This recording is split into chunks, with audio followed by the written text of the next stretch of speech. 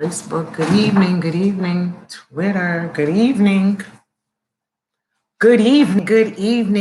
everyone, and welcome to Cannabis Equity Minutes with Cynthia Mompoint, May 7th, 2021. Checking in, chiming in on what's happening in the industry, particularly in Massachusetts, looking at it through the lens of equity and the impact that it will have on those who have been harmed the most by the war on drugs, on those who have been marginalized and traditionally left out of this legal market as the country moves towards legalization. And so it is May. May is also Mental Health Awareness Month. And I think it's important that we think about this in the context of cannabis equity. In the health arena, we see disparities in treatments for Black and brown folks. You constantly hear that. You hear about that. You hear people are, don't mind that. That's just the dog. She's excited. You hear about people not getting the type of health care and support that they need. And the conversation around equity is consistent. We consistently are seeing Black and brown people not receiving their fair share or what they should be receiving in comparison to their white counterparts. And I think this goes at the heart of when we talk about the term equity, what are we really talking about? And it becomes elusive regardless of the industry that we're talking about it in. So here it is in cannabis. Folks tend to assume equity automatically means Black folks, Black and brown people. But that's not necessarily the case. When you look at the social equity programs, when you look at who qualifies, and when you think about who is being targeted, we're talking about those who have been harmed the most by the war on drugs. The most, yes, it's absolutely Black and brown folks, but these are people who have arrests, people who have dealt unfairly with our legal system. And when we look at who's being impacted or empowered by the rollout of social equity programs across the state, we don't see that same population being targeted. In fact, the umbrella has been widened to include other marginalized populations in the business sector. We're talking about white women, we're talking about the white veterans, we're talking basically white people, because we have Black folks who are women, we have Black folks who are veterans. And if the focus was there, then it would cover all of that. So here it is, we are, and I bring up the issue of mental health because states that have not been legal in any capacity are rolling out slowly with medical legalization. So we see states like Alabama, we see states like it's Kansas. They just went medical this week. And here it is in Massachusetts, we have had medical cannabis legal since 2012, yet access to medical marijuana continues to be elusive for the Black and brown communities. The stigma continues just to engage with the plant. It's a medical marijuana community. And so that challenge, so long as we have that, we're going to continue to see people not being able to take advantage of the benefits that are afforded with that, whether it's chronic pain, trauma. Our communities aren't being able to access the plant because of this, the distance that's been created. Medical marijuana, just to open up the facility in Massachusetts, you have to have $500,000 access, let alone all of the other barriers. It has to be vertically integrated. So despite all of these requirements for erecting the business. And then when you look at where these facilities are located and who has access to them, we don't see the outreach to our community members, to our Black and brown community, to say, hey, this is now an option for you to consider as you address your health and well-being.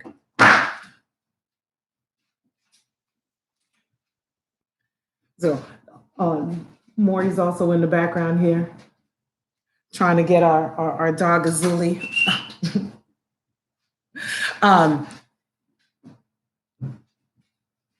The other reason why I bring it up is here it is this weekend. This weekend's Mother's Day weekend, and so just how people are engaging with the plant. As a mother, this is something that I utilized cannabis during my pregnancies.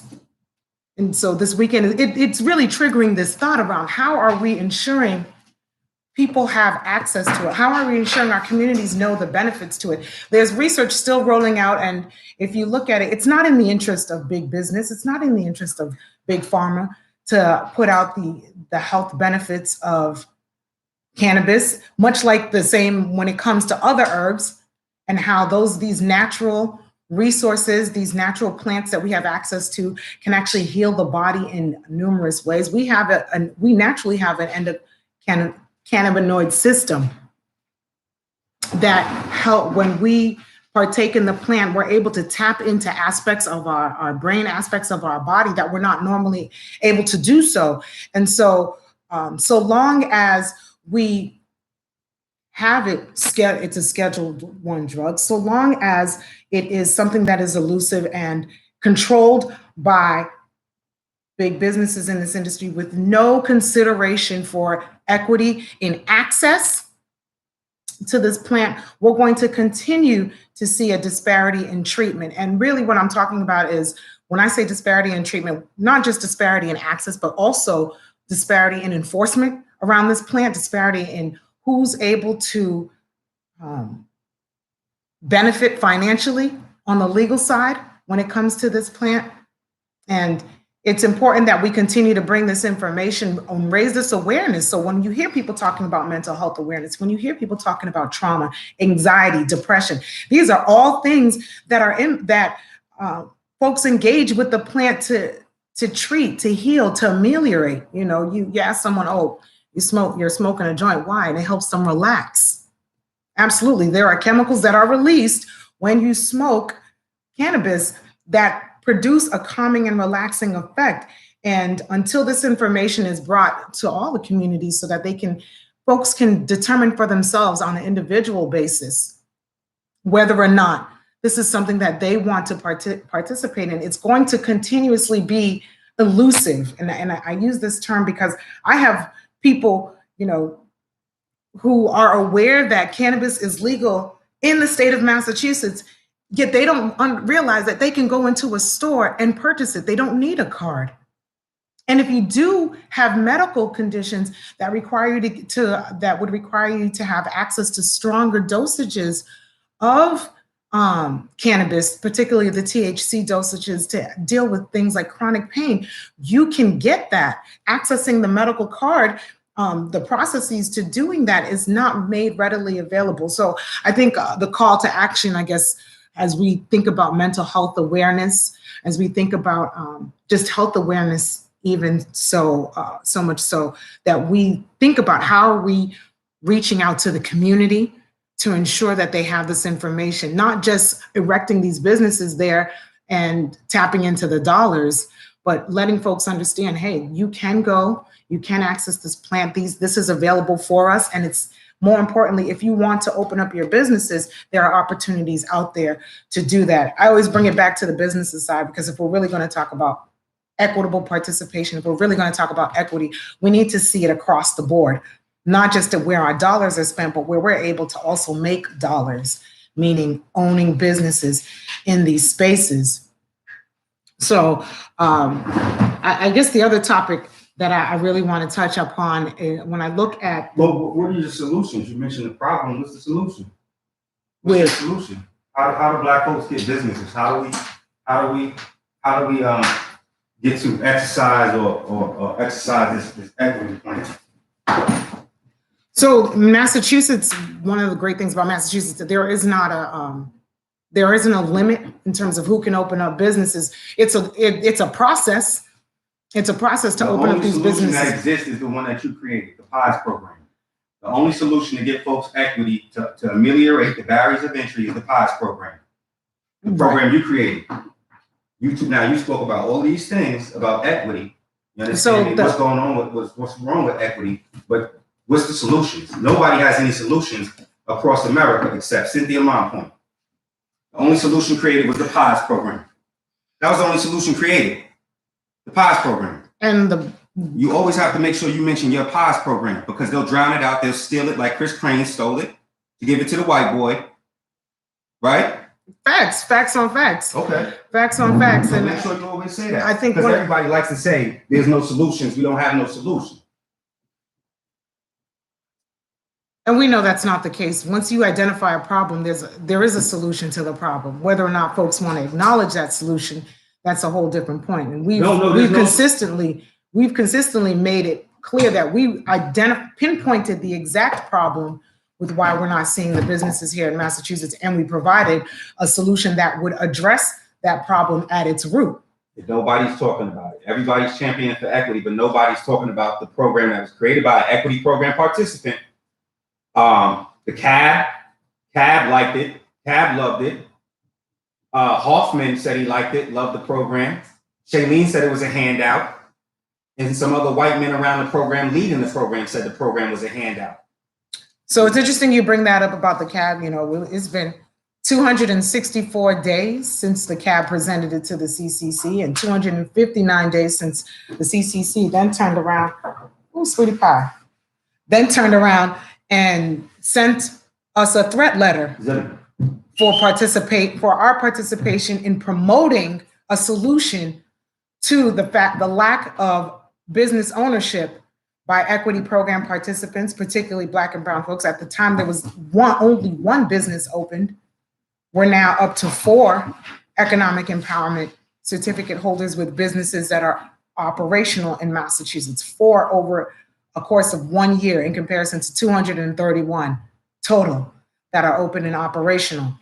And so you're absolutely right. Yes, the PIES program is a solution, and the PIES program accounts for those who want to ensure that the communities that have been disproportionately left out, harmed by the war on drugs, left out by the legalization process, and disproportionately impacted, that they are included, because there is a responsibility that's legislated and tied to the opening of economic empowerment businesses. They're responsible for hiring.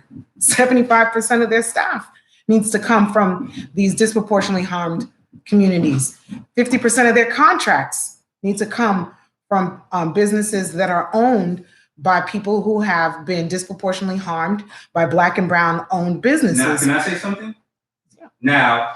Now that they're opening up these now they're opening up legal cannabis in New York, all these places, nobody seems to know who the victims of this war are. Oh, we can't say it by race, so we can't say Black and brown, even though the numbers say Black and brown. But hold up. We can do it by arrest. You can do it by arrest record. You're telling me New York, Massachusetts, none of these upward mobile states have the ability to look at our arrest records, but they can follow us. The feds can follow us. Undercover cops been following me since I was fucking 13, 14 years old.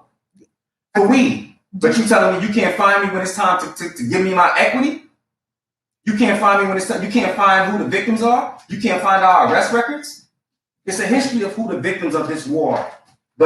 And then they open it up to these communities, and the victims don't even qualify, because the victims have been in these communities catching other charges. You know, I think you're bringing up some excellent points. Can you grab her? Are you positioned to chime in for a second? I can chime in from right here. You can. They see my ugly face. They can hear my voice. Just like when I do my lives, you don't be on there. Oh, but my face is beautiful. I just don't feel like being on camera. So with that, right, exactly like to the point that you're saying, when it comes to identifying who these, and the point that you're saying actually is tied to disproportionately impacted areas.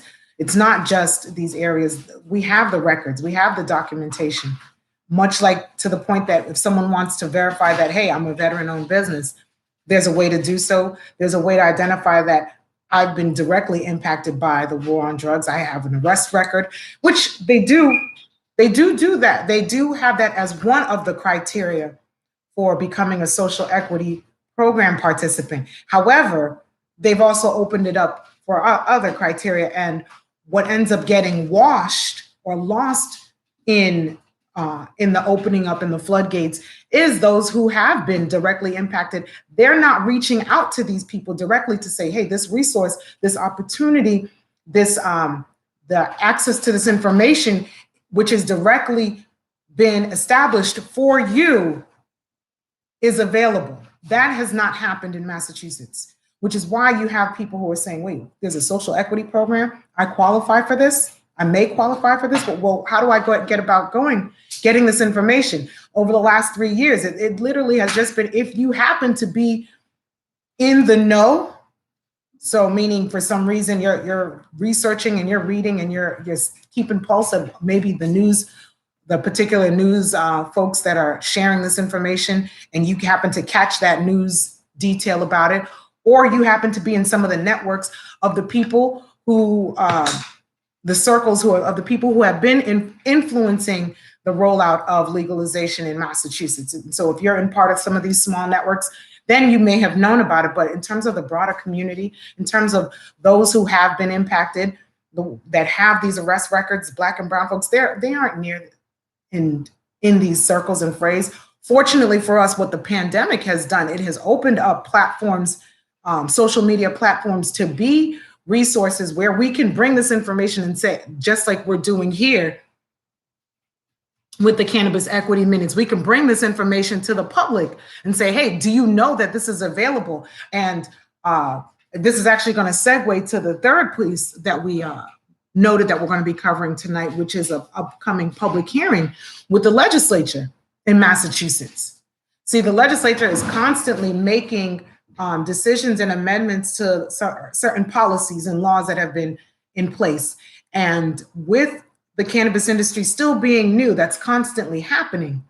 And what is up for public hearing, meaning the public can go out and speak next Tuesday, is the conversation around host community agreements. So if you're new to understanding the process in Massachusetts for obtaining a license, one of the first things you need to do is determine where you'd like to open up your business. What town would you like to? Not all towns are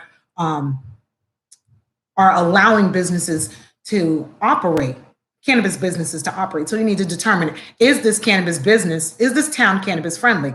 Is it a town where cannabis businesses are banned?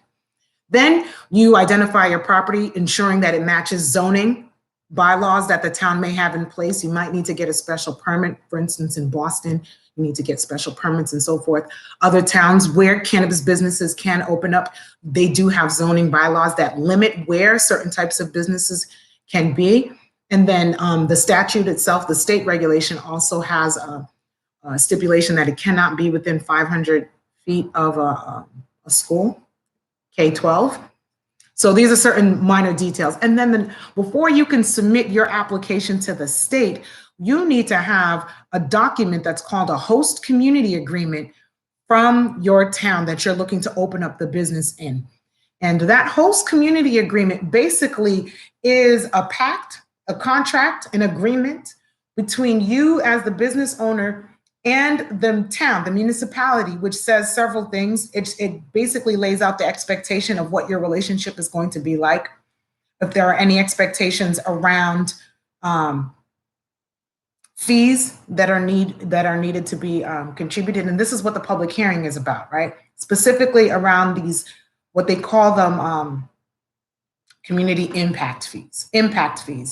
And what the thought process was that as these new recreational, available to the public businesses were going to be rolling out and open, it was going to have an impact on that town, whether it's traffic or more trash, any of these things. It was going to, but particularly around traffic, right? It was going to disrupt the community. And so the community impact fee was set in place, and it's an opt-in type of option with the municipality. The town doesn't have to require it, but they can claim up to 3% of an impact fee. And in your agreement, your host community agreement, if the town is requiring an impact fee, that would be established in there. And then that document would then go to the state, and it would be the city's or the municipality, the town, conferring to the state that, yes, we've gone over the plan that this business owner is looking to have in our town. We accept what they're saying. We support it. We've given them a host community agreement and the green light to submit an application to you all. And if you give them a license, they can open up shop here in our town. That's what the host community agreement is established for. So now we have these impact fees that were included. The statute said that the impact fees could not be greater than 3%. It was clear in the statute, it could not be greater than 3%. What we saw happening from 2018, hey, sweetie pie, you wanna get on the camera? What we saw happening in 2018 was that a lot of these deep pocket multi-state operators, those who took advantage of the priority status, despite them not having it at the state level or in statute, what they did was they offered more to the local communities. They said, hey, look, not only will we pay the 3% impact, give us a host community agreement, we'll buy you a new fire truck. Give us a host community agreement and we'll donate to whatever organization on top of the 3%. So knowing that technically it was illegal because it violated the stipulations of the law, but being eager, I use the term eager loosely, being eager and aggressively going after the host community agreement so that they can have the first movers advantage, they offered and agreed to these things. So of course the town's going to say, hey, look, you're offering all these things that's going to be of benefit to our town. We're going to give you the host community agreement. And this was to the disadvantage of equity program participants, particularly economic empowerment certificate holders, because they could not compete and offer these luxuries, if you will, to the towns. They couldn't do so. They had to, and so they had to acquiesce to these big pocket multi-state operators, deep pockets who can say, hey, yeah, what else do you need? What else do you want us to do? Now, fast forward, knowing good and well, with particularly, we've talked about the role that the Colorado Six has had in Massachusetts, not only in writing on our legislation, but then turning around and having control of a significant number of our host community agreements. Now, I go back to 2018. They alone said in 2018, now legalization began in May of 2018. By August, September of 2018, they had control of 50, just one of them, Vicente Sederberg, had control of 50 host community agreements that included terms that had these luxury taxes, if you will, that they were willing and agreed to participate and do that dance with the municipalities so that they can have the first movers advantage, so that they could have priority status, so that they could have the priority status that was set aside for equity participants, but knowing that equity participants could not compete in terms of offering these amenities, these luxuries to the town on top of the impact fee because they were just starting to erect a business. So now we have a public hearing that's happening, fast forward 3 years now, on Tuesday, where they're riling up the community. They're tapping into the equity program participants, tapping into the community to saying, hey, these towns are asking for they're asking for fees, donations, charitable contributions, all basically impact fees, all under the guise of different terminology that violate the statute. And this is unacceptable. We need to have our legislature pass legislation that says not only is it unacceptable, it's unenforceable. Well, hold on a second. Because who does that actually benefit? You know, we always tell you whenever we see these policies being put forth, we have to ask, what is the outcome? What is the intended outcome? Because the assumption, the optics that is being presented is these luxury taxes, if you will, have a negative impact. And so we need to stop that, and that we don't want them to be enforced because it hurts equity program participants.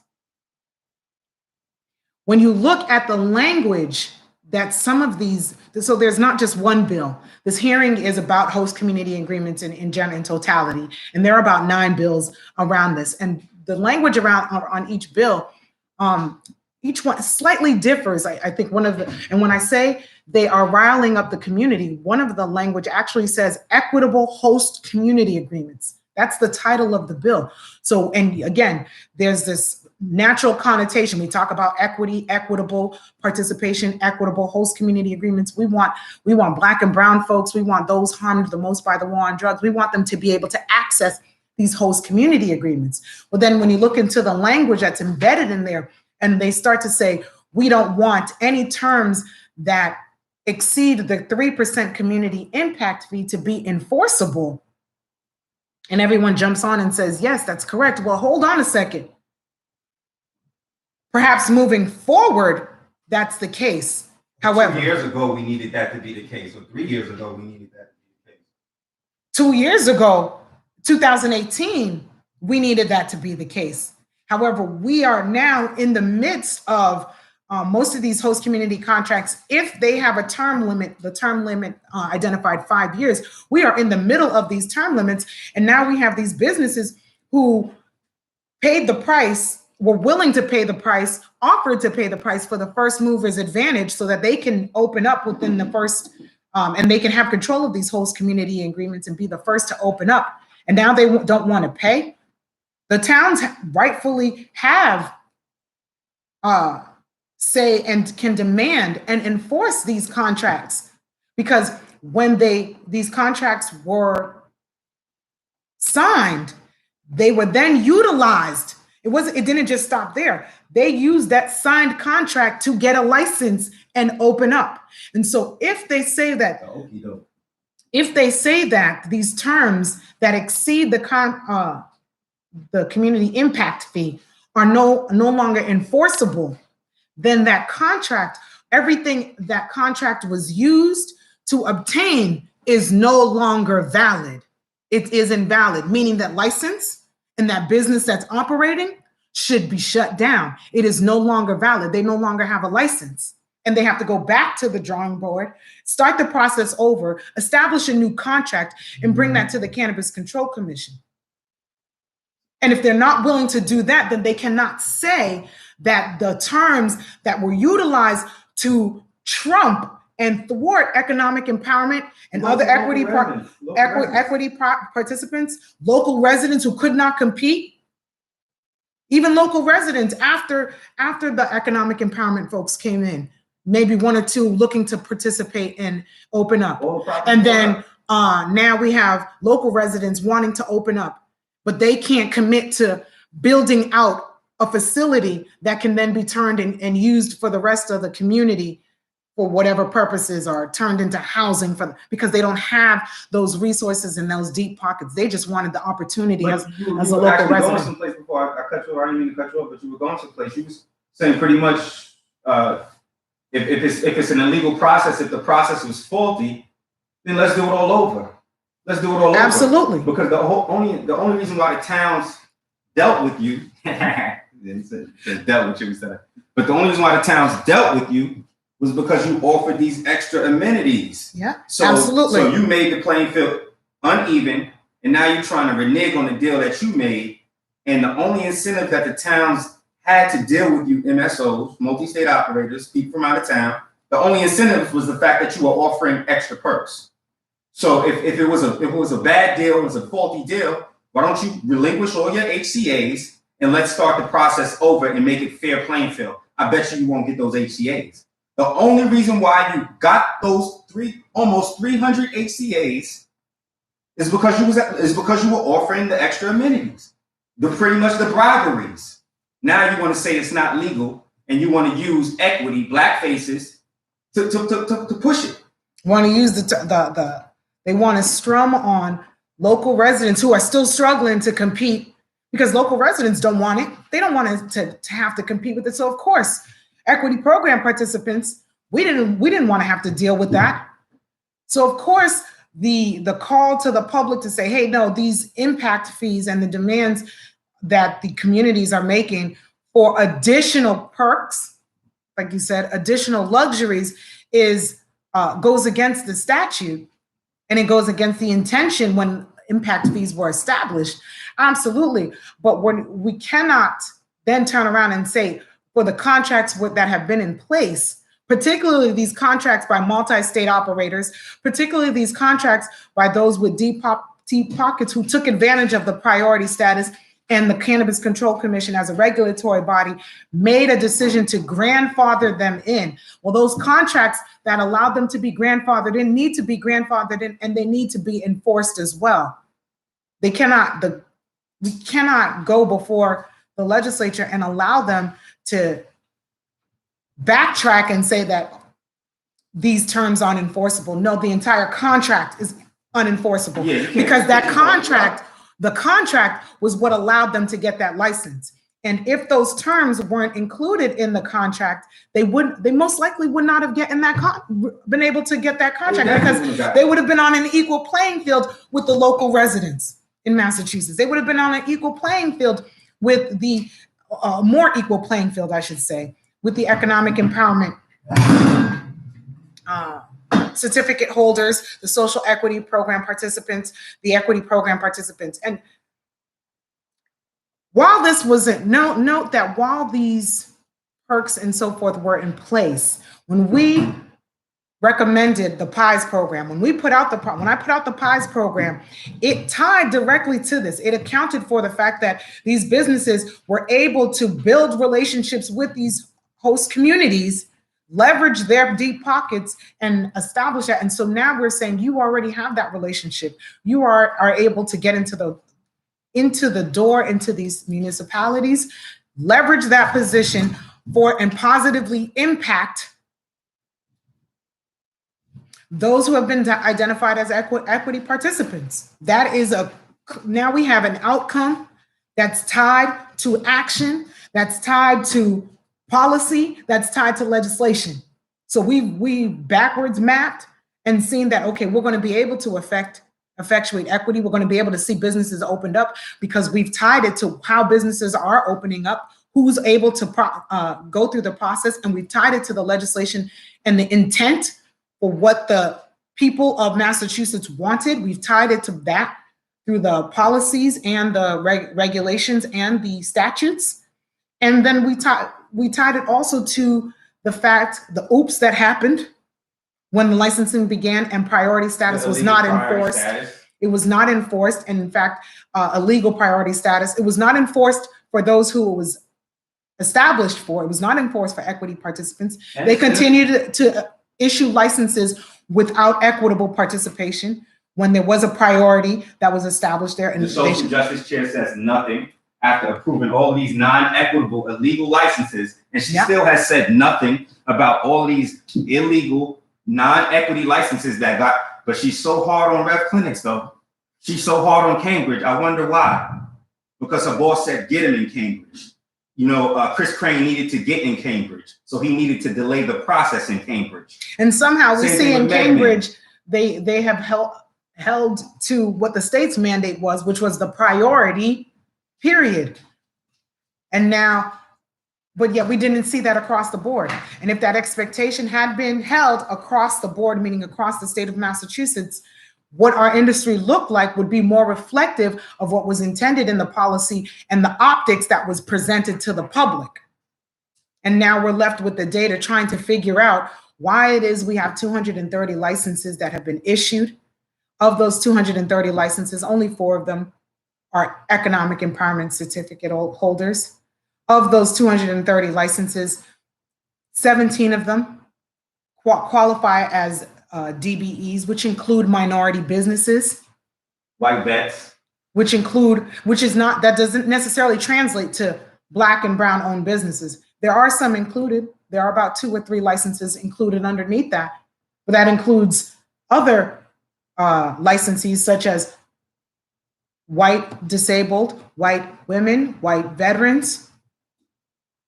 And so it's important that we put it this way to make clear that on the one end, we're using equity and equitable participation with the optics that the public assumes we're talking about. Oh yes, we want to see more Black and brown. That's the right thing. We want to see more Black and brown businesses and their ability to enter into the industry. But then when it comes time for enforcement, when it comes time for policy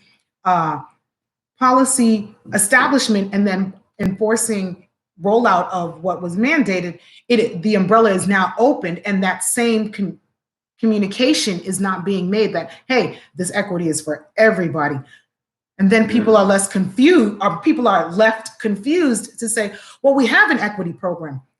In writing, it looks like a very strong equity program. It must not work because we don't see Black and brown businesses in the industry. That's not the case. And it also, the whole thing was, oh, Black people aren't smart enough. I don't know what's wrong. We can help them, but we can't help them enough. Man, Black people can't help themselves. And they plotted on us the whole time. The mere fact that equity is literally for everybody in Massachusetts. If you look at the demographics of who's in the equity programs, you'll see everybody from all walks of life, all nationalities, a lot of white folks also. Yeah, and Massachusetts' second cohort for equity, for their social equity program, has been in effect since September of 2020. Now here it is, a lot of the courses are wrapping up, handing out certificates, finishing, and they have yet to release the data as to who are the participants in this cohort. Now, in their first cohort, they were very quick to release that data. However, when it was pointed and reflected back to them, like, the people that you're letting into your program aren't reflective of those harmed the most by the war on drugs. Where are those participants? What are you doing to reach those, to ensure that you say you want to reach Black and brown people? That's what the term social equity is being touted and synonymous with. Where are these Black and brown folks when you only have 60% participation? And then even in terms of Black males who have been disproportionately targeted for cannabis use in the state of Massachusetts, we don't see their participation at 4 times or 3 times in the social equity programs the way that they have been targeted at 4 times or 3 times the rate of their white counterparts when it comes to enforcement. Law enforcement. And it's because they refuse to use the arrest records. The arrest records include white boys, they include Asians, they include Indians, it includes those who have been arrested. And so if you've been arrested and you're white, Asian, and then you deserve to be treated. You deserve to get some benefit from that. But the folks who've been arrested the most also too, and then we have arrest records for that. You can look at our arrest records and see how much we've been arrested. We should get a check every 6 months. You know what I'm saying? So the suggestion is those who have been arrested in similar fashion to other victims of war who receive some form of reparative act or some form of aid for their trauma, for their... This was $1 billion war waged annually. They had billions of dollars to wage the war. Take that billions of dollars and put it in our pockets. Everybody who got an arrest record, there. It's simple. You don't need to go to the civil. You don't need to go to the Congress and say, hey, can we say Black and brown? Because you're saying that's illegal. You know, it's illegal to say Black and brown. So how can you actually help us, or even say you can't help us? Because you done put loopholes in everything so everybody can get in, and they exploit them. And we have to deal with the traditional barriers of entry in America, period. You know, because this war on drugs is more than just cannabis. This war on drugs was disenfranchisement from housing. This war on drugs was no representation in any industry.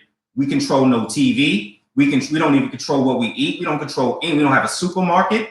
We don't have a gas, nothing. We don't control any industry in America.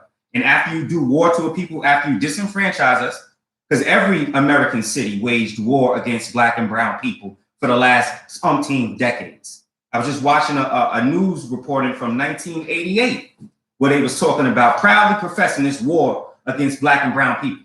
They said flat out, the whole community had nothing but Black and brown people in it. And that's where the war on drugs was going down at, in every state. But now you want to rectify the problem and you saying, oh, it's unconstitutional to say Black and brown. Okay, well, then do it by the arrest records then, goddammit. Do it by the arrest records. You have our arrest records. You understand me? Because you're talking about all of these soldiers, and then we don't even qualify for the programs, because if you have any other arrests other than cannabis, which is easy, because that's how they load on the charges. The pretension stops and they load on all other types of charges. If you have any other arrests in cannabis, hold up. You expect me to stay in this neighborhood for the last umpteen decades, where there's no resources in the neighborhood, no jobs in the neighborhood, and you expect me not to do crime or participate in the underworld to feed my family? And part of that game is catching a charge here and there. And now I don't qualify for this war aid that you had this war against me. And I don't qualify for the programs. Come on, man, this shit is preposterous. Facts. And so, to your point, in terms of the fact that if the true intention has been to address those harmed the most by the war on drugs, then the solution is address those harmed by the war on drugs. You know that we have the information to determine that data point.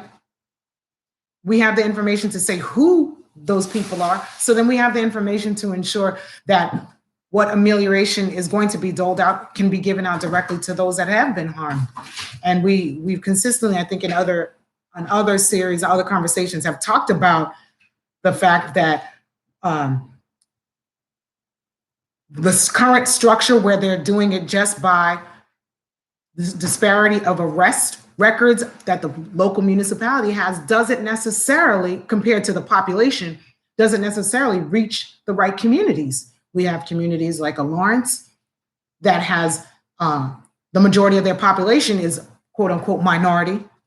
But yet, so when their arrest records and data is compared to their population, there isn't that disparity. And then we have other towns that are majority white and they don't have much of a Black population, but they have Black population who frequent their towns and they are getting arrested in their towns. So their arrest records are showing a disparity. And so now the state of Massachusetts says, okay, well, this town is going to be considered disproportionately impacted, but it's not reaching the people who have been disproportionately impacted. So these are loopholes that are created that could be alleviated, ameliorated, addressed immediately if the resources, the intention was just give it directly. We'll go by the arrest records. Wherever we see arrest records, that's where we're going to target the resource to address and help those who have been harmed the most. That's what the campaign has been traditionally. And so that's what we want to see. And it's pathetic. These expungement parties is the most pathetic thing I've seen in my life. And I've been around a lot of places. These expungement parties are so pathetic. You want to chime in a little bit more about that? Go ahead, because we've talked about how expungement, and I think it's good to hear it from the perspective of someone who can qualify for the expungement. Why is that not sufficient? Why is that a pathetic, in terms of what you're saying, solution? You done had a war on me, a war on my people, a war on us, and the first thing you want to do is erase your crime against me. This is your crime against me for the last how many decades? Your crime against a people. You waged, shame on you, America. You waged war on your own citizens because you wanted to continue a nasty, stinking, ugly race war that your ancestors started with Black and brown folks, with your stinking ass. And now you new white folks, you want to carry it on, and you want to think that you are advanced and dignified, and you think that you would have ever owned a nigga.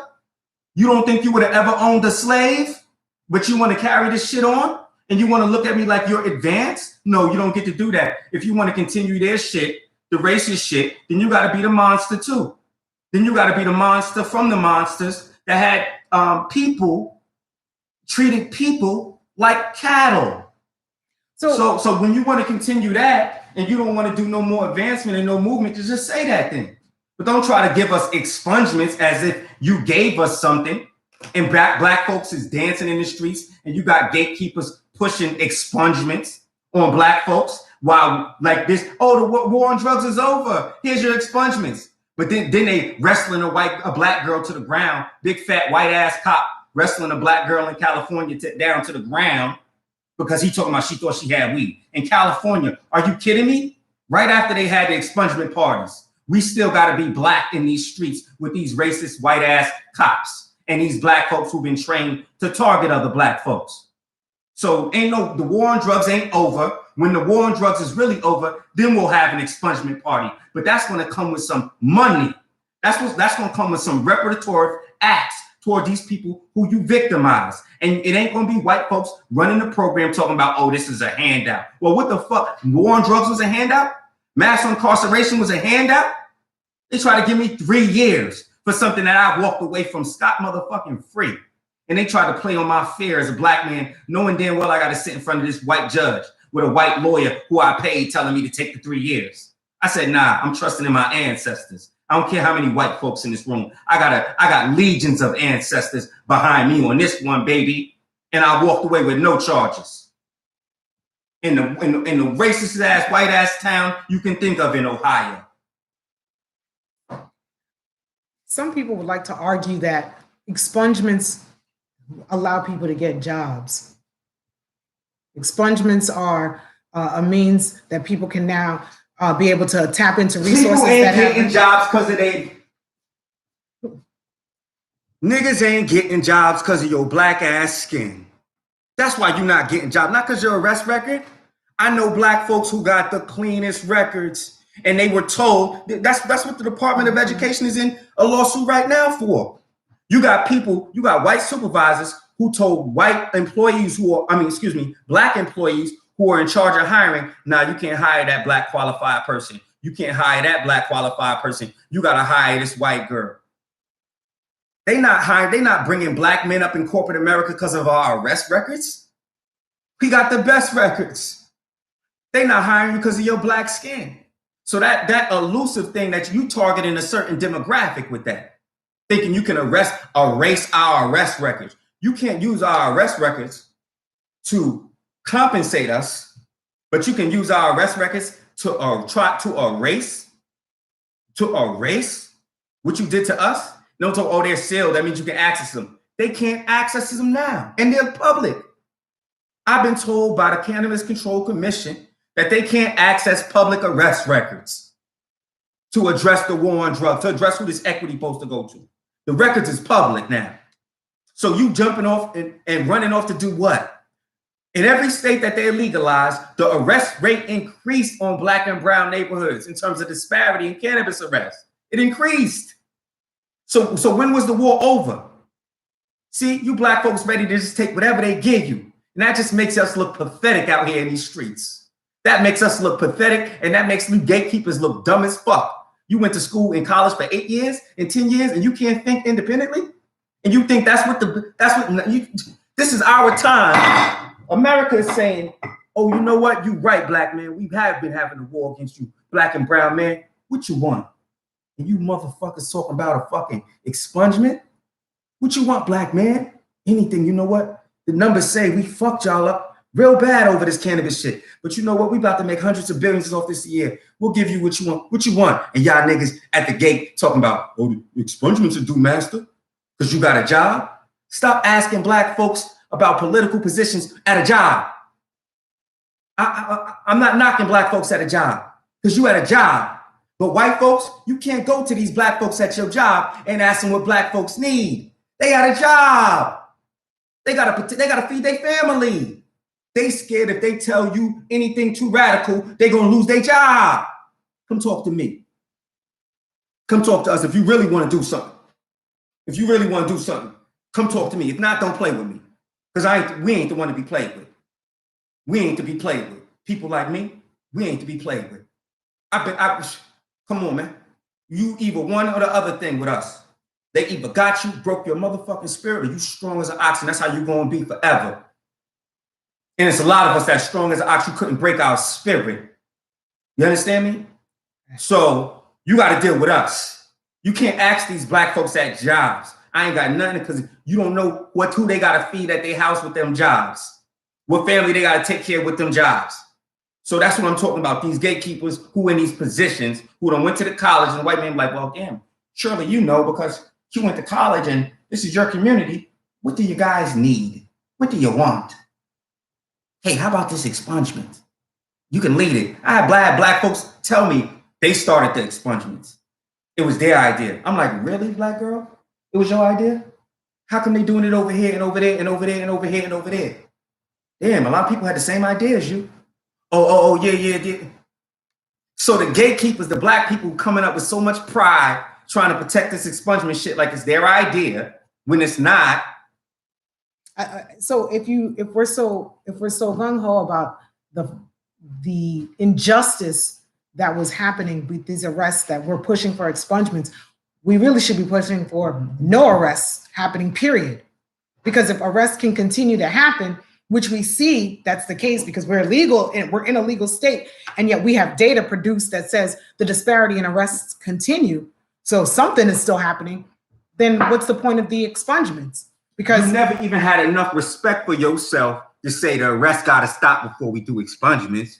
That just make kind of sense, don't it? Because if you expunge it, the arrests continue to happen. What have you done? You ain't did nothing but soldier. I'm not calling you a sellout. I'm not trying to say you a sellout because you had a job. But it's a compromise that's costly. It's a compromise that's costly. But the starting point was low. The high bar, the expected bar should be, they said it was a war on drugs. We did not put this language out there. We did not say, hey, this was a war on drugs. The government said it was a war on drugs. That when I got here. They said it was a war on drugs. And so if they've identified it as a war, they've identified a specific target. What happens when the war ends? Or has the war not ended? See, when the war ends, there is relief that's paid. They don't go around and say, okay, we're going to not write about this war. We're going to expunge this war, Iraq. We're going to expunge this war, Vietnam. No, they put that shit in the history books. They talk about what happened. You can't expunge a war. How the fuck you going to expunge a war? What are you talking about, black people? And y'all at the gate fighting me tooth and nail about this expungement shit. I didn't have fallouts with black folks about this expungement shit. And they still today, tomorrow, next month, giving children 40 and 30, 40 years for cannabis in other states and still arresting us in this state. Have some respect for yourself. You understand? It's a time. Look at what time it is. If they fire you for saying what's real, come to us. Maybe we could do something for you. The community. Or perhaps if everyone in the community spoke on the real, then they wouldn't be able, they can't fire everybody. They can't fire everybody, especially the fact is Black excellence is real. And here in Massachusetts, folks will work extremely hard, extremely talented, extremely gifted, so much so that we have people like our social justice chair. We have white people who will tap in and say, hey, this is Black excellence. If I get the cosign from this individual, it is a stamp of approval on whatever it is I'm doing and pushing. And that's a dangerous, it's powerful, but it's very dangerous when used on decisions that will keep us in second-class positions. If we have that power, if our cosign, our validation has that much impact that people are seeking that, then we need to use it for the utmost advancement, for the utmost. I see your message here. I'm gonna chime in a second. For the utmost growth, addressing equity. We can't settle for something. Expungements, fine, give us expungements. We're not saying to not give expungements. What we're saying is we can't have expungements when arrests are going to continue. So then that kind of renders the concept of expungements null, because you're still going to be arresting people and they're still going to be disproportionately arrested. What is happening is the data starts to get fudged. We allow room for data to be fudged. And whenever we allow room to be data to be fudged, it's going to be fudged to the advantage of those in power. Who's doing the fudging, if you will. The second piece is you've erased it, but you didn't fix the problem. So here it is, you've created a wound, you've created a trauma, you've created damage. And now you're saying, we're no longer calling it that. But you never addressed what was damaged.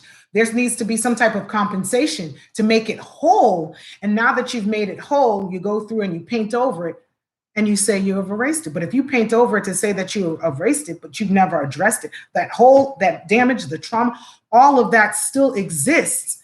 And what likely will happen is that cycle will continue to perpetuate. Black folks, for all you who want to expunge, how many of y'all know about Tulsa, Oklahoma? How many of y'all were taught about Tulsa, Oklahoma in schools? That's two very different questions. How many of you know about the Red Summers? How many of you were taught the Red Summers in school? How many of you know that Black folks created the first engine in segregation? How many of you know that it was better than the T Model Ford? How many of you know these things about us in our history right here in America? How many of you know about all of the inventions that we created that was stolen in a patent office? How many of you know about Benjamin Banneker? Brought the clock to America. See, so before you talk about going to the white man telling you that it's a good job for us to erase shit, ask him how come we don't know about the shit we already did or already was. How many of you don't know that before we were classified as Black, many of us were natives? There were native tribes. How many of you know about these records are being erased as we speak? These are the first Black president? How many know about that? Wasn't Barack? How many know about the elite classes and different classes that were here in America? The Black classes, right here in America. The indigenous tribes who own land, Florida, entire states. Tribes owned entire states. You don't know. We don't know. Because the white man got a habit of erasing history, blowing up libraries, blowing up information, and only keeping what he wants, remixing it. We are suffering from thousands-year-old plagiarism. Thousands of years old plagiarism. So before we go about talking about erasing something is erasing, let's ameliorate.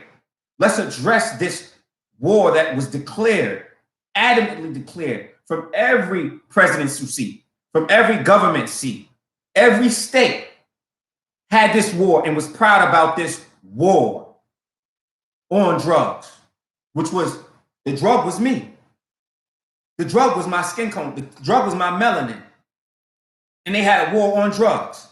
And I'm the drug. We were the drug for decades that they had a war against.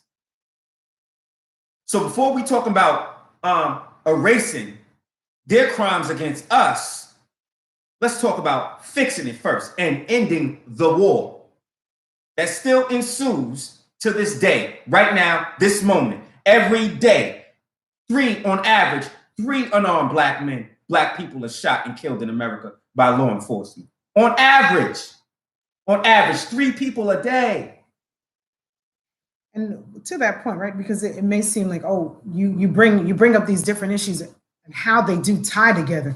Because when we talk about the war on drugs, what was reinforced during these campaigns against Black people, the campaign didn't necessarily identify people as brown, but what was reinforced were the negative stigma, the negative connotation that continues to persist today. When people look at Black folks and they're just like, oh, there's a fear that is triggered. And all of this ties, when you have a war against a people, you could talk to people who participated in any of these wars, Vietnam War, the Middle East, Iraq, all of these places. There's a propaganda that happens where they have to strum on our fears because we need to know, well, why are we going to war with these people? Why are we at war? And then there's a fear, and that fear is usually something that's created. It can be real in some instances. These folks are threatening our land, our community, our people. They're threatening to attack us. So here it is when we talk about the war on drugs, and more accurately, the war on Black and brown people, there was a fear campaign that was waged. And that stigma still persists. So much so, I was just looking at a conference that Dr. Joy DeGreer who, if you don't know about who she is, she's the author of, I think it's called post-traumatic syndrome or stress syndrome, post-traumatic syndrome. Excellent book, need to look into it. And I'll put in the comments the exact title. When she's talking and she talks about how the blacker the man is, the greater the fear. Here it is in this day, in 21st century. I believe the conference may have been held in 2018, 2019. So yeah, the war on drugs, people say, oh, that was 40, 50 years ago.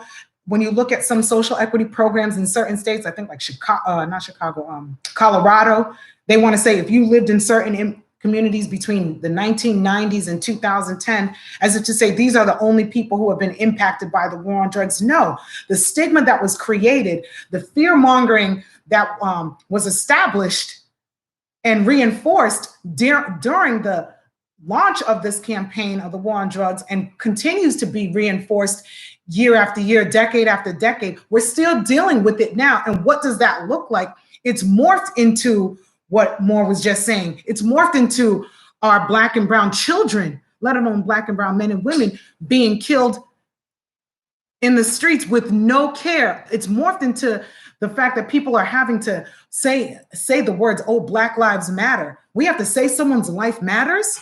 We have to say a people's life matters. We have to actually war on drug shit. This is because of the war on drugs. The war on drugs said Black lives didn't matter. The war on drugs said Black people were inherently criminal. The war on drugs has said and continues to say, because the disparity in the data, people will come out and say, well, the data says Black people are arrested more. They commit more crimes. Because they're camping out in our neighborhoods, arresting our fucking babies. But people aren't making the connection and asking themselves, well, how are they enforcing the laws? Who's enforcing them? Are they being enforced equitably? And who are they arresting? And who are they? I was a baby. The first time I was in them handcuffs, I was 13 years old. And they abducted me. No charges. Abducted me, beat us up in Holden overnight. Beat us up in a question place or whatever overnight and just let us out the next day. Over 12 hours, 13 years old, no parents, interrogated by fucking police and being beat up. And then 14 years old, I caught my first charge. Sale to a minor, as a minor. People got the nerve to tell me, I never heard of that. Never heard of sale to a minor. Never heard of that. Never heard of it. You never heard of it because it was never created or invoked against you. That's a privilege. I learned about sale to a minor as I was a minor. I was like, well, damn, I'm a minor my goddamn self. I'm 14 years old. Nah, he see me as an adult. I had caught an adult charge at 14 years old. Freeport, New York. And this is around cannabis.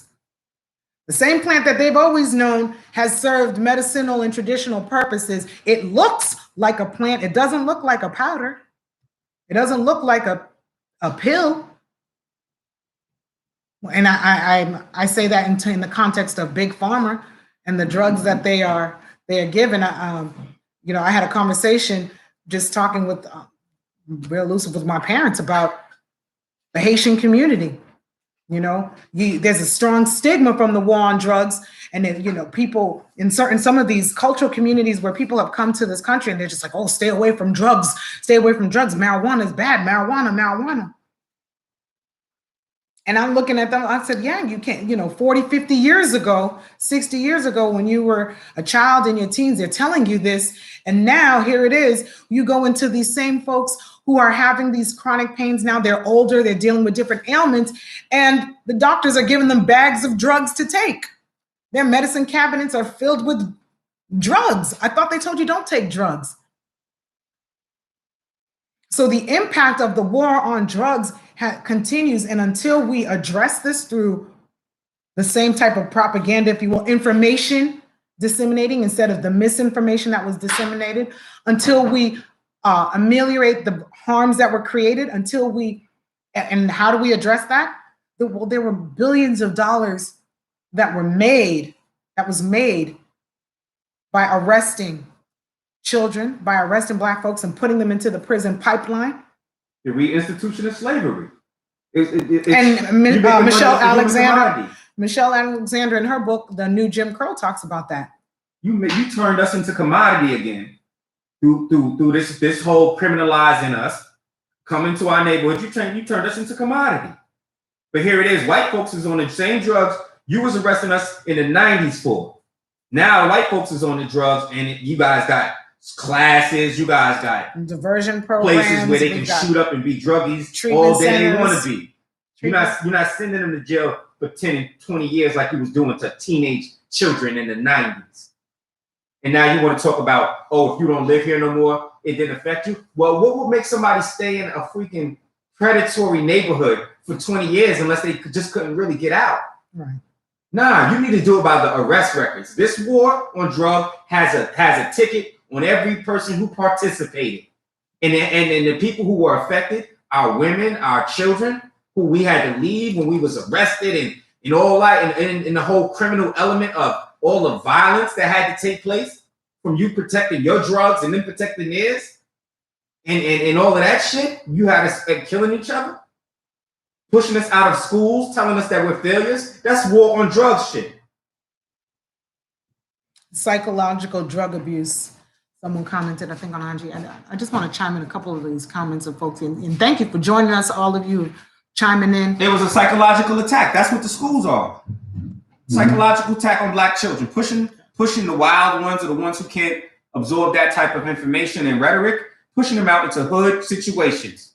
You understand me? If you're telling me I'm nothing all day in school, nobody look like me, you understand me? And then I got a little sense of self-worth. That's what I think it is. I think these children are warrior children reborn. You know, the children of the ancestors reborn. So some of them got some sense in these American public schools, like, okay, none of this got nothing to do with me. And okay, ain't no power here. I never see no black people in no power structure. Let me just go run out here. Let me be pushed out here because I'm a failure here. Every year I'm a failure. Every class I'm a failure because I can't get with this information. I can't get with this style of sit still while you instill. You understand me? Then I get pushed out into the communities. And we see in the old girl's book, they know from the third grade where you're going to be at. From the third grade, if I'm going to be in the prison system and you don't do nothing about it, but you continue to call me a failure and make me a failure, because ain't no child a failure. You understand? If you can't teach a child, you failed. Or how are we accepting of a system that's producing children, if you will, out of their system and saying, oh, these children are failing? Well, maybe we need to look at the system, because if you're producing swaths and cadres of children every year and saying that these children have failed, so much so that we're counting prison beds from third grade. They failed the third grade. So maybe your third grade curriculum, maybe your whole system is a failed system. No, maybe it is, because the whole shit. Because when we forced them with Ruby Bridges, when we forced them to teach us with Ruby Bridges with the integration, you understand me? We never demanded what they teach us. And that's not intelligent. That wasn't intelligent. We never, you really think these folks who spat on us didn't want us in their schools is going to teach us something to edify us? Oh my gosh, I would have, my daughter, I would have never put her in that situation Ruby Bridges' parents put her in. Never. No, white folks ain't going to be on my child like that. They're going to stay over here with black folks who love them and going to teach them. You understand me? What was this whole shit about? Trying to make white folks love you. You can't make nobody love you, but you can make people respect you. You understand? You can't make nobody love you. If they loved you, they wouldn't be lying to us about who the fuck we is. We have no history. Now aliens did everything. The Anunnaki. We are the aliens they talking about. It wasn't black folks who built Egypt. After they destroyed our libraries and kept with information, we got hidden libraries and hidden information all over America in their personal libraries that we'll never see and never know about, because nobody want to tell black folks who we are. That's how powerful we are. We don't need that old shit. We reinvent ourselves every generation. Look, everybody want to do the rap thing. Everybody want to communicate and do what we do, how I do. That's how I grew up. That's what I knew about. Everybody want to do how black folks had the most flavor. Don't front. We got all the flavor and the sauce and the drip. Everything you're saying is accurate. Spending time with black people and listening. I mean, and I think that's while we talk about it from the perspective of black folks and the impact that it's had on the black community, it also has created a disservice for the white community. We're talking about here the education system, and we're talking about the systems that are in place in terms of upholding white supremacy. And this is a topic that I want to get into on another Equity Minutes when we're looking at these conversations around equity and why people are confused with the terminology.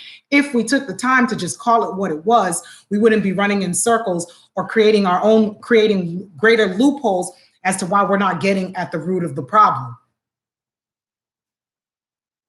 People wouldn't be sitting there asking questions. Well, what about X, Y, Z? No, if we just look at what we're doing here, what we're doing in every one of these industries where we're talking about a need for equitable participation, they talk about equity in education, they talk about equity in healthcare, they talk about equity in cannabis. Well, if we talk about it from the lens of, okay, we're promoting white supremacy, so long as the decisions are being made with white male-centered power, we're going to continue to see the same issues. So we have your question. We have a question here. So what are some of our solutions? I've named several industries. In all of these industries across the board, education, it starts there. Hold on, I tell you the solution. Let me tell you the solutions. This is the solution. Solution number one, because this is for the whole war on drugs. This is solution number one. Educate. Tell the public what you did to these people. Tell the public. Tell us through movies. Tell them through the news. Tell them about this horrendous war that you had on your own citizens. Because you got to educate them first, because just throwing out equity don't even work, because white folks calling it a handout. We've been being attacked left and right by white folks who don't know what this shit is. So now it's education time. Why? Because police need to be educated. Everybody need to be educated. Even black folks need to be educated. The Kamala Harrises need to be educated. There's a black Kamala Harris sitting up in them. I'm gonna chime in because you're saying educated, right? But then one of the things that we saw with our own Cannabis Control Commission is they all can say, oh yes, there was a war on drugs. They can they can rehash it, but they don't.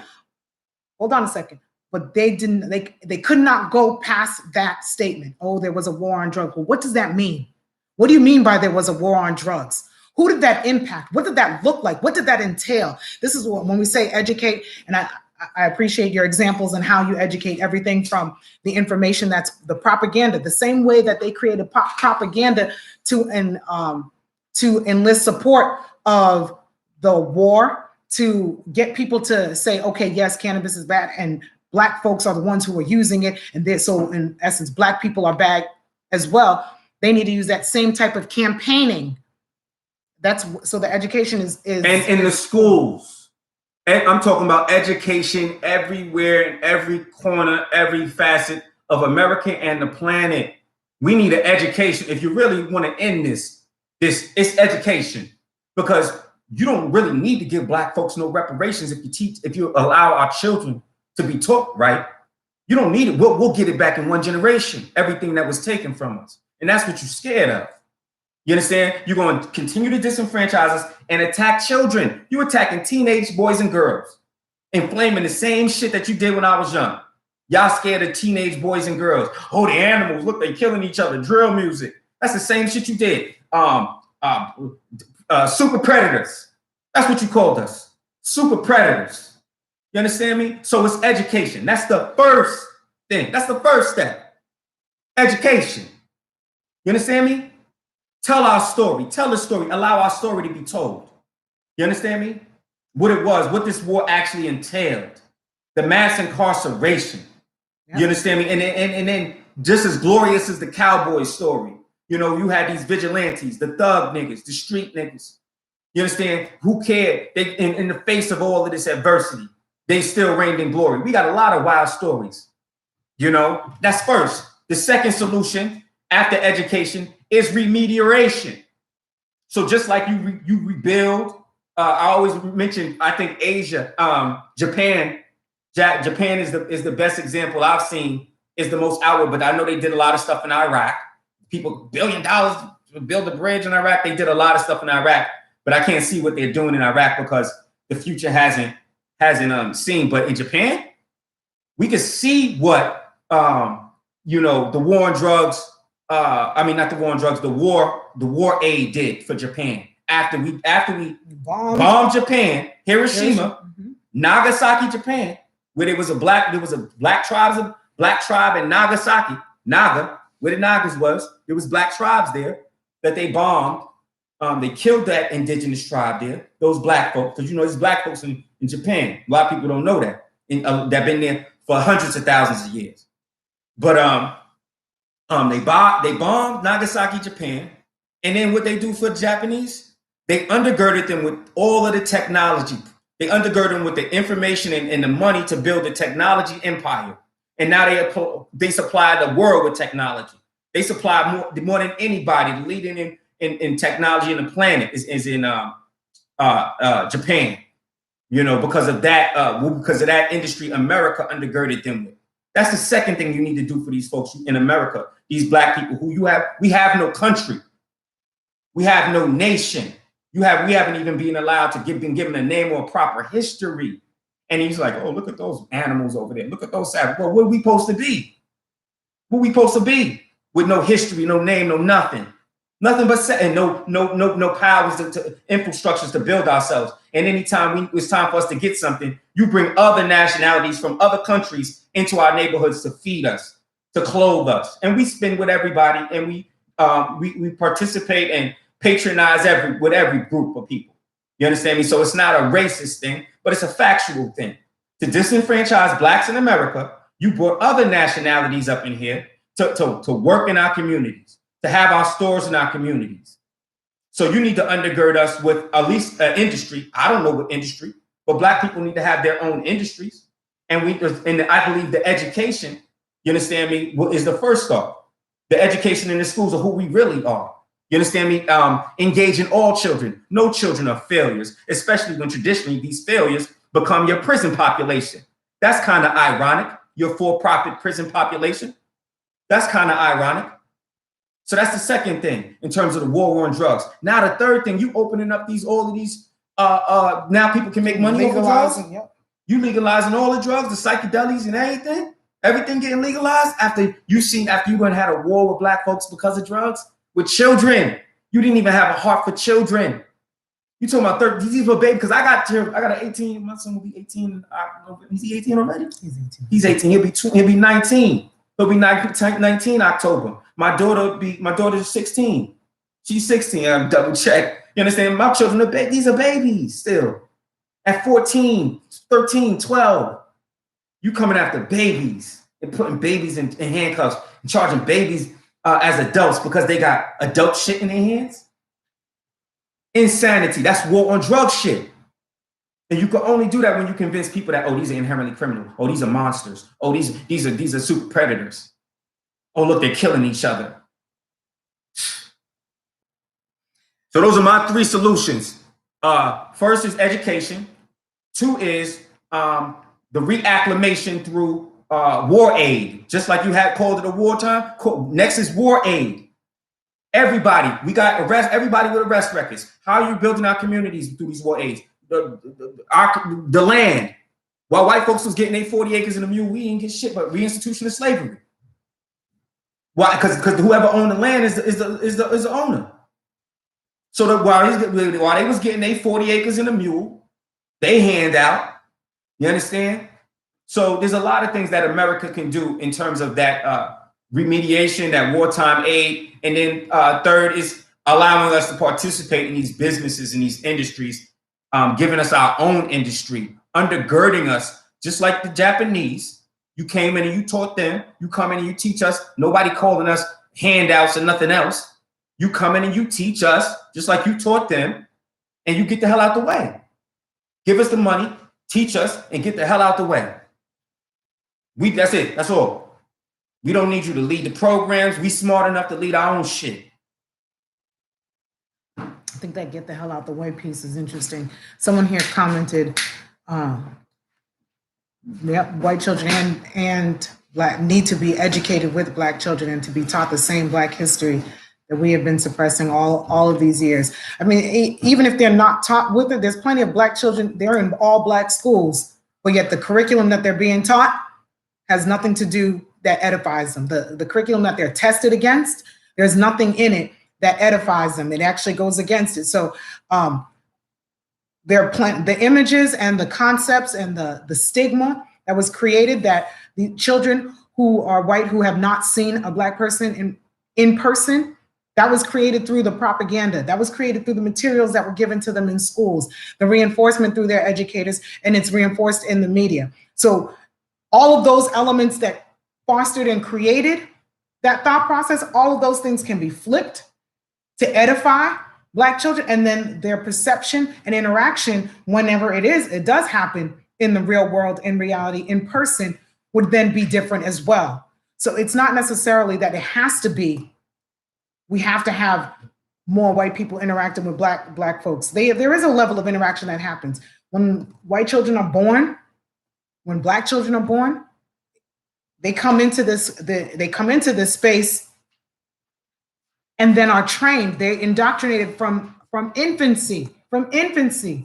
We've talked in the past before in terms of the doll test, but we have our children who, since the age of 8, our daughter recognized, wait a minute, there aren't any cartoons that I can go to that I enjoy where there are characters that look like me in a positive light. We now have our son, here it is in 2021, and he said to me, I'm trying to find a character, Ma, where the character is strong, intelligent, and looks like me.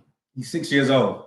So children notice. So they notice he's strong, intelligent, and looks like me. And so we start going through different characters that look like him, but then the role that they don't play a strong character. They don't play a strong role, or they play a ditzy doofus role. And to hear it from a 6-year-old shows. And this is why we have to have a lot more respect for ourselves, Black folks, because we got children. You understand? You got children that got to come up behind this shit. So if you can't protect yourself, you can at least protect your children. And they're doing this to children. This is being done to children, these psychological attacks. And then everybody likes to sit back and say, oh, they're dysfunctional. Why is he dysfunctional? Oh, must be Black folks. Oh, Black people are so dysfunctional. What if you had to do that, white folks? What if everything was Black? What if you went to school, got just a Black education? What if all the teachers was Black? What if Black people didn't want to let you in your school, white folks, so you had to let some little white girl up in there who had to be escorted by Black officers while Black people threw shit and spit at that little white girl? Y'all still be talking about that to this day. What if white folks had to get to the back of the bus and the bus drivers was Black? What if all the radio stations and TV stations like today are Black? What if the Oscars was all Black and white folks were struggling to be actors and struggling to get on TV? This is what children are exposed to. So you adults acting like this shit, this Black adults acting like this shit don't happen. Well, you know what happened to them, white folks. Everybody deal with trauma differently. So Black folks sitting up there telling you shit that ain't happen, you guys gotta be sad for them motherfuckers. You just gotta be sad for them. Because they been so broke down and fucked up. You understand me? By this shit, that they ain't even got a backbone no more. You understand me? You got niggas like me who just so over the top done with this shit, I don't give a fuck no more. You understand me? Because you've been doing this shit to me since a child. So, everybody deal with trauma differently. She said you were describing a horror movie. With what? When you were saying, what if white women or white folks had to deal with Black folks and everything was all I Black? wasn't done with that either. What if all the books was by Black authors and the only way something was respected as intellectual is if it came from somebody Black?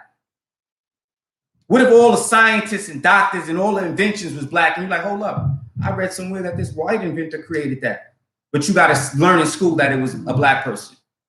What if, you heard white folks, that white people were here in America, but you came here through slavery. And Black people populated the entire globe with slaves from the Caucasus Mountains. White slaves from the Caucasus Mountains. Black people populated the entire globe with white slaves from the Caucasus Mountains. And you're like, hold up, but we were here. We were also over there. Look at the history. That's what we got to deal with. We were nowhere in history. This is what we were taught in school. Nowhere. When Black people found us, we were mud huts, not writing or reading. When white people found Black folks? Yeah. When they found us, we was in mud huts, we were savages. That's Not the people story with that these they libraries, teach. not people with these great libraries and great buildings. The first castles were in Africa. Did you know that? That's where the word castle comes from, Africa. Castle and cattle. The word cattle come from Africa. So we were the first people to use animals in that way. The first buildings in Africa, still standing till this day, built before anything you see, older than in anything you see in Egypt, older than everything you see in Egypt, up in Nubia. So we got a glorious history that might have kept my ass in school. That might keep a lot of Black children in school if we were taught correctly. We think that when we talk about Greeks, we think Greeks was white. Think Greeks was white. You don't know about the Etruscans? The Black race of people who taught the Greeks? And the Greeks bragging about being studied and learned and polished in Africa? The Greeks bragged about being learned and studied and polished in Africa. And the ones who didn't go to Africa, they lied about being there. Europe, we was all through Europe. Like the word Europe comes from a Phoenician goddess, a Phoenician African goddess, Europa. You understand? We gave phoneticists to Europe, gave phonetics to French, to all the European languages. They're all anchored in words from Africa, words from El Kibalan, Black words. So we have a powerful history that nobody knows, something to be proud about. That might keep all of these quote unquote thugs in school, because I was deemed as a thug. But then at around 22, I learned I love information. 21, I started sounding out books, words and books, because I couldn't read. I was part of that demographic that couldn't read good in the 3rd grade. I could function money off of cannabis.